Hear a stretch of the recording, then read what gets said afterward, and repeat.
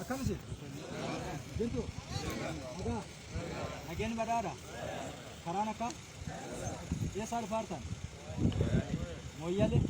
Hundinuu mooyyalee dhufa? Mooyyalee akkam? Biyyi naguma? Rakkoon maal jira karaarra?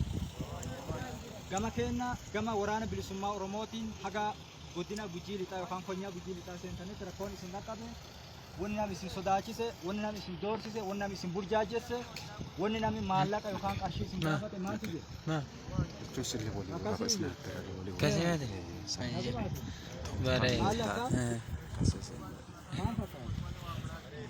Nagumaa miti.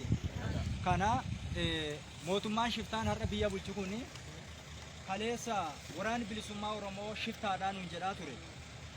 Shiftaa jechuun nama kaayoo hin qabne, nama heeraaf seera hin beekne, nama sagantaa siyaasaa hin qabne, uummata nagaa kan itti dhufe kamiyyuu kaan saamee qabeenya inni qabu saamee qabeenya irraa balleessee lubbuu isaa ijjeesee nama nagaa ijjeesee kan qabeenyaa fi jiruu ilma namaatiin taphatu jechuudha. Shiftaa jechuudha nama kaayoo hin beekne galma kana dhaqqaba galma kana ga'a kaayoon kiyya kana nama hin jenne nama nagaa ijjeesu kan nama nagaa lubbuu balleessu qabeenya uummataatiin nama taphatu jechuudha. Waraanni bilisummaa Oromoo garuu uummanni Oromoos isaaf ragaa kan bahu sabootiin bicuun Oromiyaa keessa jirus kan isaan ragaa bahu hagardaatti woboon yookaan waraanni bilisummaa Oromoo guyyaa tokko qabeenya uummataatii fi lubbuu uummataa dhiiga uummata qulqulluu irraa hagarraa harki waraana bilisummaa Oromoo bilisaa jechuudha. Karaa kanatti qaamni waraanni bilisummaa Oromoo namni isin saamee beeku hin jirtanii?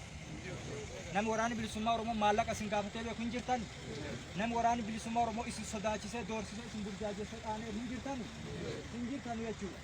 Yoo fedha waaqaa teete aarsaa waraanni bilisummaa Oromoo kaffaleeni wareegama gootichi waraanni bilisummaa Oromoo isiniif jedhee baaseen yeroo gabaabdutti ambara gabrummaa ka isinirra jiru woboo isinirraa faccisiisaa fi qophii isaa xumuree jira jechuudha.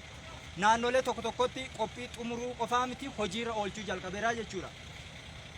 Akkasuma tataa keellaa jedhanii waa isaa nama olii gaditti hidhanii tataa dhiyaadhaa ayyee kasaa ittiin isin saaman kasaan lubbuu keessatti hin dhabamsiisan kasaan qabeenya ittiin isinirra saaman fakkeenyaaf Oromiyaa keessa yeroo naannoftu garaan macaa isaanis gattee'a kaarra qabeenyaa fi waan keessa isinirra balleessuu jiran ni jiranii jechuudha. Warri gumuruutiin ilmi namaa maatii isaa biyya isaa saba isaatii fedhee kiraa hojjetee maallaqa qarshii 50 dhibba kumaan ka'ee gaafa inni danfa ofiitiif ilaa'ee beela'ee daabboo godduu nyaatee akka ilmi namaa hin baane akka ilmi namaa hin galle maatii bulfatiisaaf gaafa isin maallaqa 50 dhibba gootane maallaqa dhibba kuma gootane kuma ammoo gaafa isin kuma 10 godhattanu koontirbaandii jedhan yeroo tokko isinirraa taane harka duwwaa isin hambisaa turan. Ilmi namaa qoor qalbii cabee maraataa ture jechuudha. Kana kan godhe mootummaa garboonfataa yookaan shiftaa Abiy Ahmedii fi warrootan haqa biyya bulchaa turan kanaa jechuudha. Waraanni bilisummaa Oromoo immoo dhangala'uu qabeenya keessanii kadabaan dhangala'e lubbuu dabaan duutu hidhaa fi ajjeechaa dhimma kamiyyuu isinirraa konkolchiisaa fi qophiisaa xumureeraa jechuudha. Shiftaa jechuun mootummaa biyya bulchu kana fakkeenya fudhadha. Shiftaa tokkoffaan Abiy Ahmed jechuu dandeenya. Kan uummata nagaa manarraa gubee fixe, kan uummata nagaa hidhee ajjeesaa ture, kan qabeenya uummata nagaa saamsisaa ture, kan baafigalti uummata nagaatti yaaddoo taate shiftaa tokkoffaan mootummaa yookaan qaama biyya bulchu Abiy Ahmediiti jechuudha. Borullee hubadhaa. Nuti waraana bilisummaa Oromooti. Yoo isiniif jennee beelonnee dheebonne gaafa arganne nyaanne gaafa dhabne hidda mukaa nyaanne gaafa arganne bineensa bosonaa ajjeefannee nyaanne gaafa dhanne immoo yoo agabuu bullee malee hagarraa dhiiga uummata nagaatii fi qabeenya uummata keenyaarra harki waraana bilisummaa Oromoo bilisaa jechuudha. Kanaafuu yeroo gabaabdutti iddoo rakkoo isin ta'e kamiyyuu isin duraa ni dhabamsiinya biyya keenya Oromiyaa dhuunfannee jirra. Uummata keenya Oromoo fi biyya keenya Oromiyaa yeroo gabaabdutti ni dhuunfanna. Mirga hiree murteeffannaa uummata keenyaa ni kabachiinna. Uummata keenya bilisummaa walabummaa fi hanga birmadummaa isaatti wajjin jirra. Qabsaa'uu jirra. Qabsoo xumuruu geennee jirra. Jajjabaadhaa fayyaa nuuf ta'a.